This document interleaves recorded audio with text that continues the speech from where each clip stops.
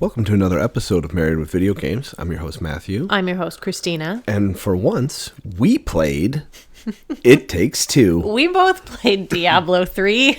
It's been a long time since we played Diablo 3 or played a game truly played together. Yeah.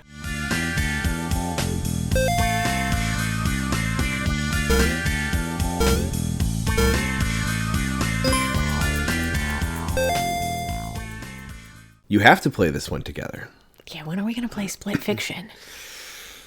Yeah, we got a lot of games lined up. We got a lot of games lined up. So we'll cover that at the end. That's fine.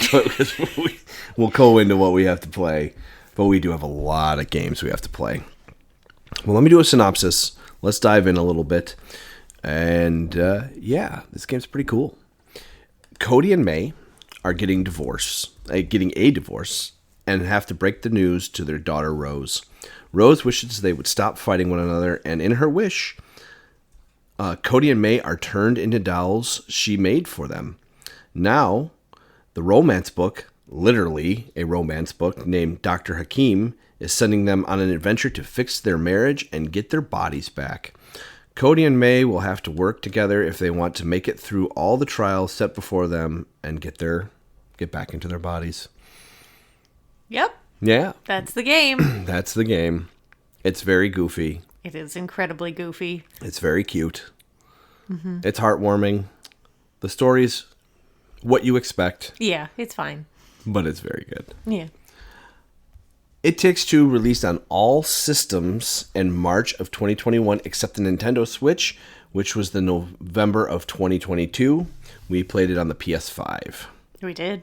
Fight a squirrel for reviews here. That level was so ridiculous. So ridiculous. That was one of the longer levels, too. It was, but that was the best finale that level could have had. Yes. We even lost once. Oh my gosh. All right. Okay. Yeah, all right. Yeah, give me some reviews. Reviews. Metacritic. 88 from critics, 8.9 from users. Okay. Yeah. So, IGN positive.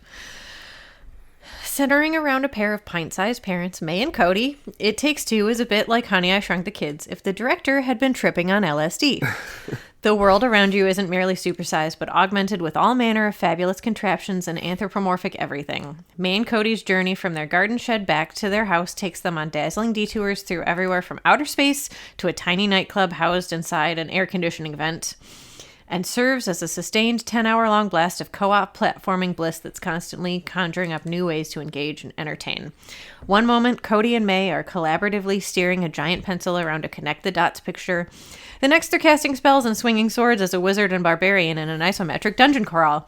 Before you know it, they'll be hopping along the tumbling crystallized interior of a kaleidoscope, and just when you think they must be out of ideas, Cody will be piloting a tiny plane through the treetops while May squares off in a Street Fighter-style showdown with a member of the local squirrel militia on its wings. It just shifts seamlessly from one brilliantly bonkers style of gameplay to another, each with its own fresh set of mechanics, and almost none of it is ever recycled at any point.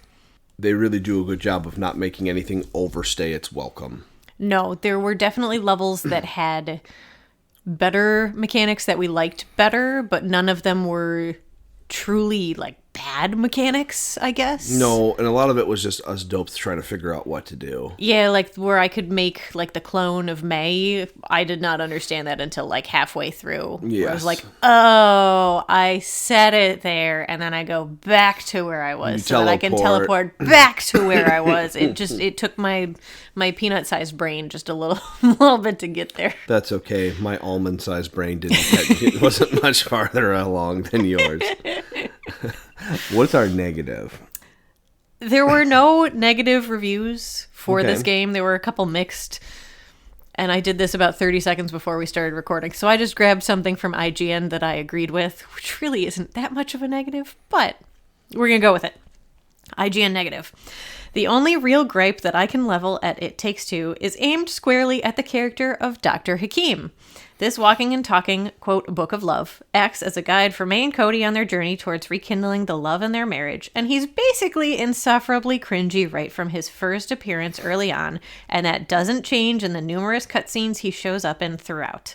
The only positive thing about him is that anytime he does appear, you know you're about to be handed some natty new plaything or game-changing ability, so I never felt too sad to see him, even if each and every one of his lines had me rolling my eyes rather than rolling with laughter. He was very over the top, and I did not enjoy him. He became more endearing at the very end. Yeah, when they were going through their, like, quote-unquote counseling. Yes, yeah. that was fine. Yeah. But up to that point, it was... He was just annoying. He was very annoying. It may have also been because May and Cody were just also done with him and done with each other. Yeah. And then when they're in their counseling, they're actually trying to work on stuff.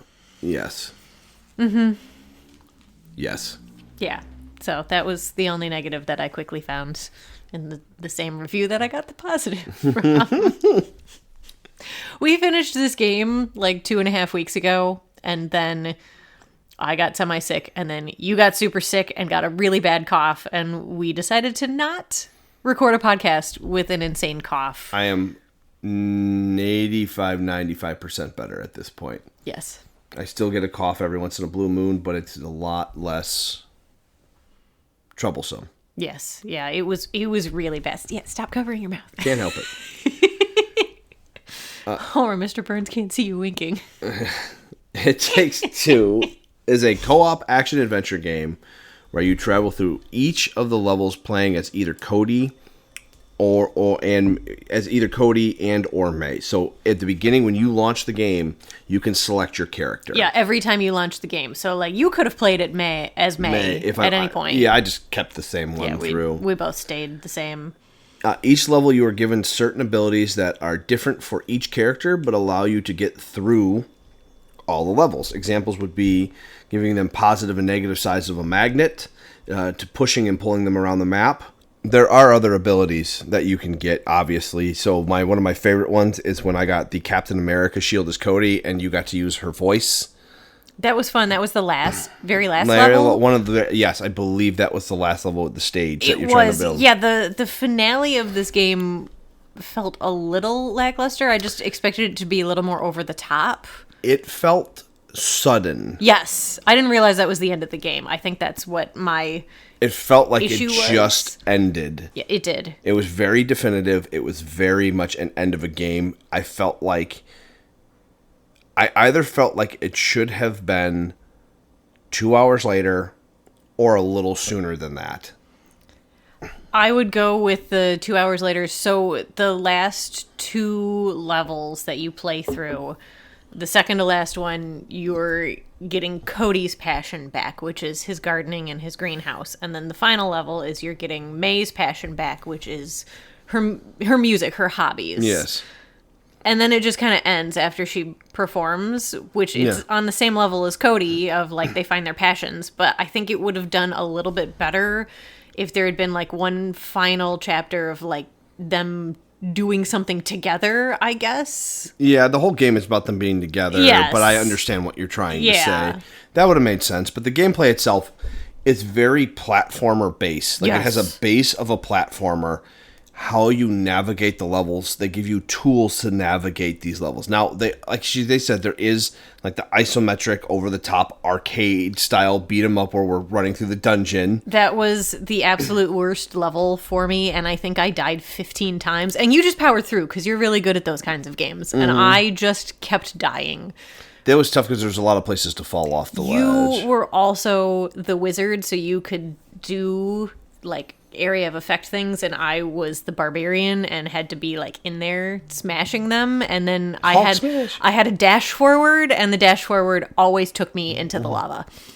So I just needed to be the wizard in that and not the barbarian. It's me, the wizard. Cool. It would be if you weren't getting your kicked so hard. Thank you. Old school YouTube. Old school. That was Flash animation. That was Flash. Whew. There's some Flash on YouTube, but it's made for YouTube format now. Yes, like Homestar Runner. Homestar Runner is on there. It is. Oh, it's so good. They still post emails and Halloween updates. Okay, anyway, back to It Takes Two. The story itself is about fixing a broken relationship in a magical way. May and Cody are, like I said, getting a divorce, but they don't see the bigger picture and how it's affecting their lives, especially their daughter. And it's really just a book of they don't communicate with each other, so Correct. They just like, oh well, let's just get divorced. Yes, they didn't attempt to work on anything. They just don't like each other, and they're like, okay. It felt like a little bit of a, what's the term to how it reflects on society today? Yeah. It felt like that. It did have a little bit of a reflection on society today, how people just give up too easy. A little heavy-handed of like, not everybody gives up that easily, but a lot of people do, I guess. I feel like a lot, in our day and age, a lot of people get married for the wrong reasons and then give up too easily on finding any reason. Fair. So it felt like a little bit of that.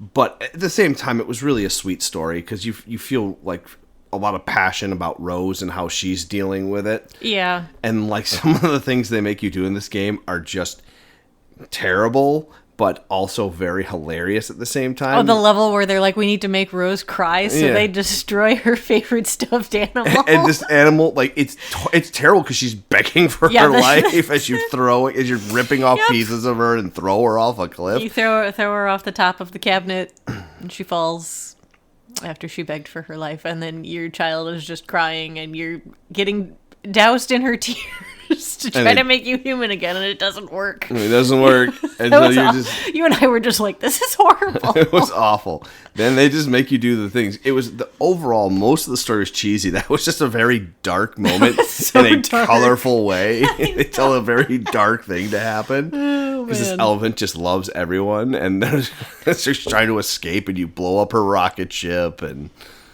you rip off her ear on accident. Or her arm, you take or her off leg. limbs on accident. It's just so sad. Yep. It was awful. Dr. Hakim drives you nuts. Correct.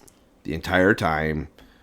Aside from that, the way they tell the story is very good. Even his character being over the top was deliberate. Oh, it's absolutely deliberate, and he's supposed to be like that. Annoying. A lot of like self-help books like that read that way. Yeah, they read that way, but the way they actually deal with the problems were very good. The way they address things, it's very fun and oriented, and it's very goofy. It's very goofy, and you can see the moments of like May and Cody like remembering why they got married in the first place, doing these things together. So they tell a really good story. They do. All right. This game is genuinely fun. It was. It was very fun to play. The restarts are not too punishing if you fail. The game does require 2 people. Yes, you cannot play with like a computer. It is by yourself, but only one person needs to own the game, and both people can play. So if you wanted to play with Scott, you only needed 1 copy. Well, he needs a PlayStation. Yes, but I'm saying actually, I think it's cross-platform. It probably is cross-platform, so he could play with me. Yeah, as long as you have a copy of the game, then he'd know how bad I am at video games. So I don't know if Make we want Sam that. play next time. Oh gosh, she actually did play it with her boyfriend. I Did think. she? Yeah, we've talked about it. Oh, that's funny. But this game, you only need 1 copy. So I got it on PlayStation, and she and I were able to just sit and play it. Yeah, it was on PlayStation Plus a couple months ago. Yeah. I mean, we were on the same console in the same room, which made sense. But on the same couch, you could be someone could be in their apartment and us in our house, and we could play the game with them as long as I have the copy. Yeah, you definitely also need to be able to communicate with each other because there are things where you have to be like, okay, I'm going. Yes, I think there might be an in-game chat. I don't know. We were a local co-op, so I didn't see any of that, but it might. Who knows? I just know as long as you have a way to communicate with the person, you can play with anyone, which is actually really consumer-friendly these days, especially for EA. Yeah, no kidding. Who are the money-hungry jerks of the... everybody's money-hungry. I know, but they're crazy. They are. But this game is very consumer-friendly. Even Split Fiction, their newest game, has the same thing. Hazelight said as long as there's 1 copy... Yeah, that's really cool. Kudos to you, Hazelight. And I even said, based on the reviews, it's not crazy long. No. It was a joy in every level. Even the frustrating parts at the end of it were enjoyable. I'm trying to think of, the most frustrating part. Moon Baboon. Yes, because we couldn't figure it out at the first time. Yeah, that boss fight took, 25 minutes. Yeah, but once you figured it out, it wasn't so bad. We just needed to be we were not coordinated at that point. I don't think that fight is unfair. I just think you and I are bad at video games. We were very bad at video games that evening, and once we finally got it, it made sense. Yes. But it took us a very long time to get there. Yes. And like he also basically one-shot you as well, almost. Yeah, he hits you really hard. Moon baboon. Yes, plus me having to run through the ship while you're doing other things was crazy. Yeah. Me having to be tiny and go into the ship was nuts. It was fun. Yeah, and what's nice is that, especially in boss battles, but like if one of you dies, as long as the other one stays alive and you hit triangle fast enough, you can come back. Now, if you both die, then it starts over. Yeah.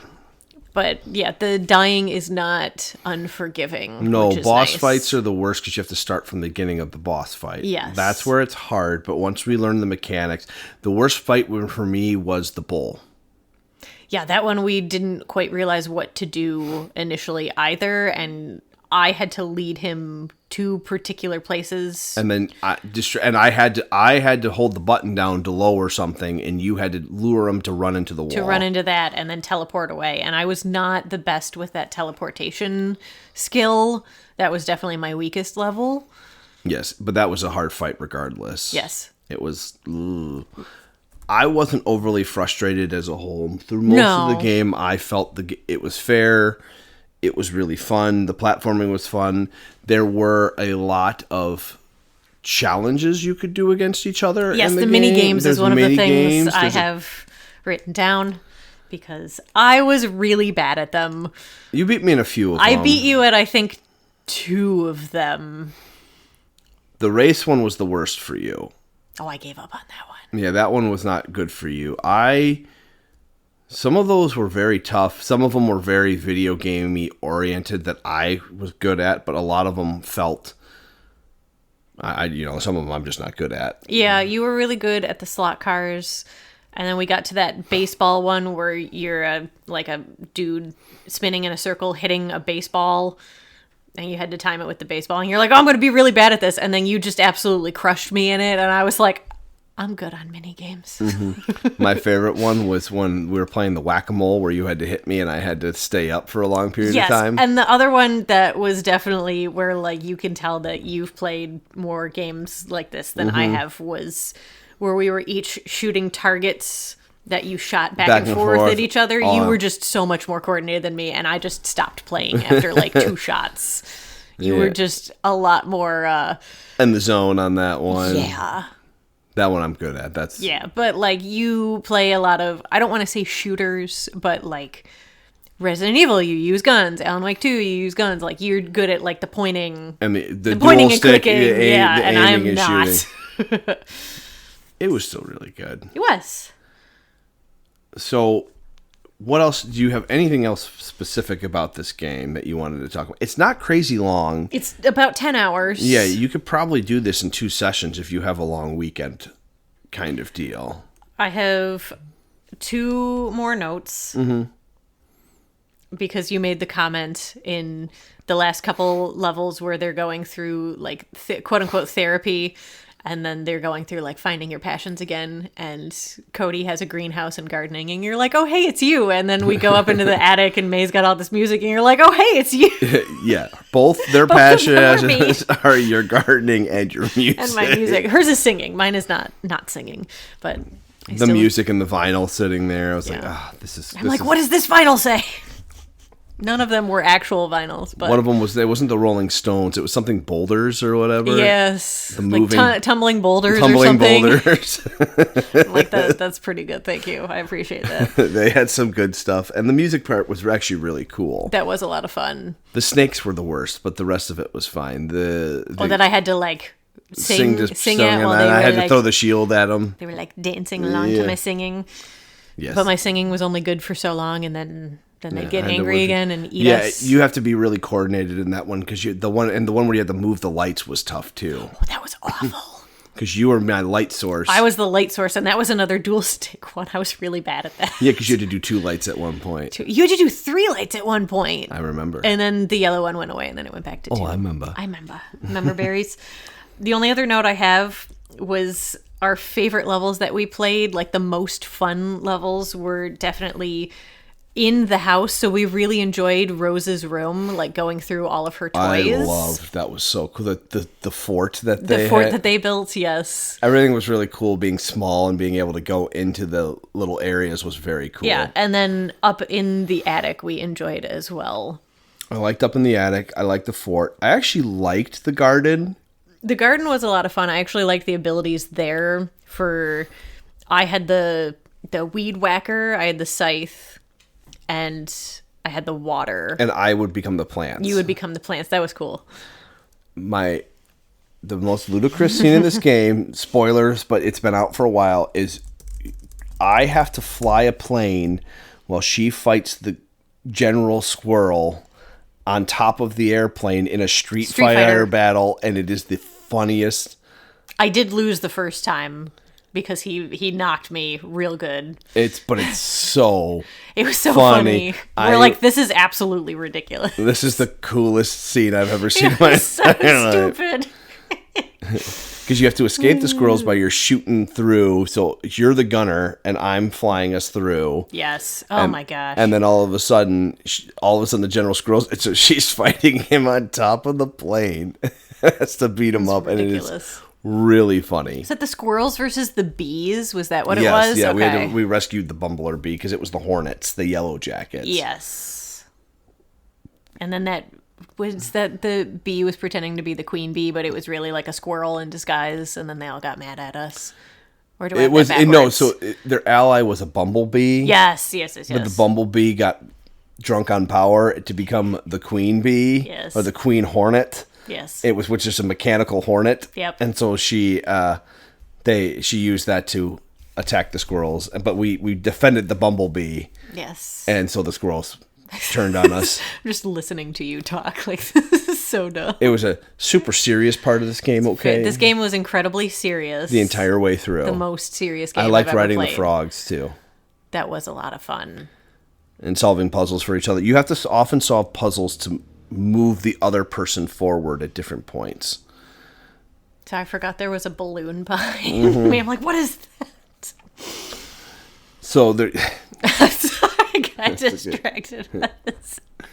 But there, you get every point of the game. A lot of it is I'm doing something to get her across, so she can come get me across the map. Basically, yeah. IGN's one comment that it wasn't negative, but it was basically there are moments where the game is more fun for one of the players because they're doing the maneuvering while the other person just has to stand there and watch.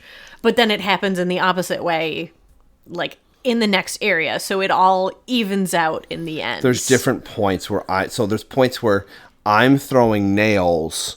And I'm swinging off of them. But oftentimes I have to move platforms for her so she can jump up a wall, so she can open up a pathway for me, and then she's doing something for me. So it's incredibly creative. It's very well done. Yes. As a whole, there are points where you're standing, but I felt they still made them engaging most of the time. Even if I wasn't doing as much as you, yeah, I had to time my throws or you would fall. Yes. And so you have to make sure your timing is correct. So you're like, all right, I'm throwing now. And then you're jumping and yep. It was very good. There was a lot of coordination.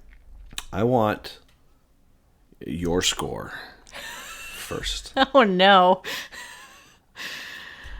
I was gonna give it a 9.5. Ooh. Okay. So why not a 10? What about it was not a 10 for you? I was so bad at the freaking mini games. I did not like them. That knocks a half a point off. All right. I was going to ask this in a weird way, but I don't know if it almost doesn't make sense, but I'm going to ask it anyway. Okay. This is purely a co-op game. So for a co-op game, you give this a 9.5. If you could just play this game by yourself and have the computer be the other part, what do you think you would give it? Probably a 9. I'd probably lower it. I'd probably make it a 7.5 if it was just me. Yeah. I give it a 9 as it is right now. Okay. I think they did an incredible job with this game. I'm very interested to see Split Fiction because all of the reviews basically said, like, It Takes Two you can play, like, with your kids. Yeah. Split Fiction you cannot. Okay. Like, it's much more of, like, a Very a gamer's video game. Like, they don't make it over the top hard. Like, we're not playing. I hear there's an incredibly hard level. Yes, there is. Yeah, we're not going to try that one. Oh, come on, the, man. The one that gets you to, like, the secret area where those people got to go, like... Actually go to Hazelight Studios. to see their next game. We're not going to do that. Oh, come on, man. No. You're going to... This is going to test our relationship, I think, Split Fiction will. No, I won't be too bad at it. So... You just have to be patient. Caveat on Split Fiction, everybody. Yes. So, I'm playing Indiana Jones right now. Yes. Then South of Midnight comes out this week, so she's going to start playing a little bit of that. Yes. I'm going to probably focus more on indie story. You still have not left the first area. You could have left last night. I know, but I wanted to power up a little bit know more. You did. I wanted more fisticuffs. I know. And more health and stuff. But I think going forward, I'm going to try to push, because there's a lot of little secrets that I'm just like, I'm not going back for that. I don't care. Yeah, the maps aren't super intuitive. Even now, they're not for me. Either way, I'm going to try to get through Indiana. We have South of Midnight we're going to play. The real big one for me is Clair Obscur. Clair Obscur. I am absolutely super excited for this. And I can play it on Game Pass. I think I'm going to buy the game regardless, because it is something like, I feel like, if it's good, I'm going to wait for... Play it on Game Pass. Actually, I'm going to wait for reviews. Okay. But... if reviews are really good, I'll probably try it on Game Pass, but I'm probably going to buy it anyway, because if it's that good, I want the developers to get some money. It's a double A. It's a double A. This looks like a triple. It doesn't look like it. It doesn't look like it, but it's a double A game.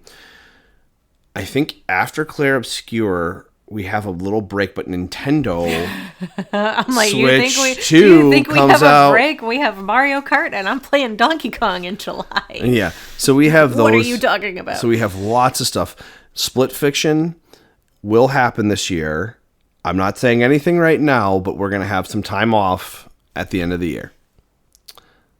Hopefully, have some good time off. So we'll have some time to play some games. I could see if we don't end up getting a pre-order for the Switch and it's really hard to get one, we would play Split Fiction like at the beginning of the summer. That's true too. Yeah, because we still we like to be outside a little longer in the summer. Yeah. The nights are nice in Michigan here, so... Yeah, for the Nintendo Switch 2 Direct that they had last Wednesday, the rumors were that they were going to open pre-orders like right after it ended, and I literally had Best Buy open, GameStop open, Amazon open, and Walmart open in all different tabs with my credit card ready to go. Yes, and I have Nintendo's Direct pre... Yeah, you signed up for that today. And since we have the proper subscription, we might get one through there. Yeah. We'll see. We'll see. We're going to try. We somehow got a PlayStation 5 in the height of all of the COVID insanity. So I don't think it will be as difficult to get a Switch 2. Yeah, I refuse to pay a scalper for a thing. So. Oh, no, we're not buying from scalpers. No, we'll wait. I will wait. We will go, like my brother did with the Nintendo Wii, just like graduated with his master's and was like, I want to go buy a Wii. And we bought it at Circuit City. We bought the last one. Mm-hmm. That's how old I am. We bought it at Circuit City. I think someone had just returned it that day. That's amazing. It was ridiculous how we got the Wii.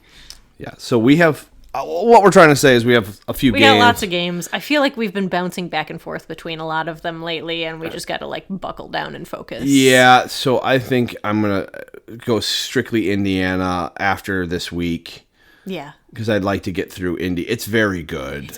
It's very good. So The problem I'm having is the side content is very good too. The problem I'm having is that you start playing and I just want to watch The Last Crusade. Troy Baker does an incredible job. So good. He does a really good job with his voice. He does an Troy Baker is every actor ever in every game. He could be anyone. He is everyone. He plays both Ellie and Joel. He plays Ellie and Joel. He's just both their voices. You think it's an actress. It's not. It's not Ashley Johnson. It's just Troy Baker. It's just Troy Baker. That's fantastic. I've told you I will tell the 7 listeners to And our he podcast. also plays Nolan North as he is plays Troy Nolan Wicker as North. Nolan as Nolan North. As Nathan Drake. That's all the credits. My dream casting for Gambit is Troy Baker. He would be very It will good. never happen, but he is tall and lanky, and he could pull off that terrible Cajun accent. Oh, he'd do a share. I do give props to Channing Tatum's accent He does for a great Gambit. job. Yeah, Right. in Deadpool versus Wolverine, but Gambit was my crush growing up, and Channing Tatum looks like potatoes to me, so he does not do it for It's me. Potato Gambit. Potato Gambit. The Gambit potato. Gambit potato. So yeah, Troy Baker is Gambit. Yes, it's very good. Yes. Speaking of Scott Pilgrim, he's playing Path of Exile 2 right now. That's not surprising. That's all he does. That or Marvel Rivals right now. Oh, he's actually Scottie Pippen, but I He like is. Scott Pilgrim for him too. He would probably appreciate that. You can tell him tomorrow. I will. All right, we're at gamingmarriage@gmail.com. Give us your stuffs. What do you want? We like things. And stuff. We're very tired. If you'd like us to play something, we'd love to hear from you. Yes. If you have any cool things that we're not talking about, or just all these games we're talking about are relatively big Newer games. big newer games right now. I'm playing Ori. We're not really going to do a podcast. It's just a nice filler. Oh, we did the DLC for Dungeons of Hinterberg. I wanted to do a mini podcast on that. We can do that this week. That would probably be I'll like make a you write it. 6-minute podcast. I'll make you write it. Like, it was great. It was more Dungeons of Hinterberg. You have to write it. The end. But we'll do it. All right, I'll see what kind of capacity I have. All right. Because that was fun. I liked that game a lot. It was good. Yeah. I like the DLC. Yeah. It's goofy. It's goofy, but it's more Dungeons of Hinterberg. And the dog's in there. The dog. You get to name the dog. You do get to name the dog. Yeah. That is fantastic. The hashtag spoiler alert, I guess. All right, everybody. We will see you soon. Bye.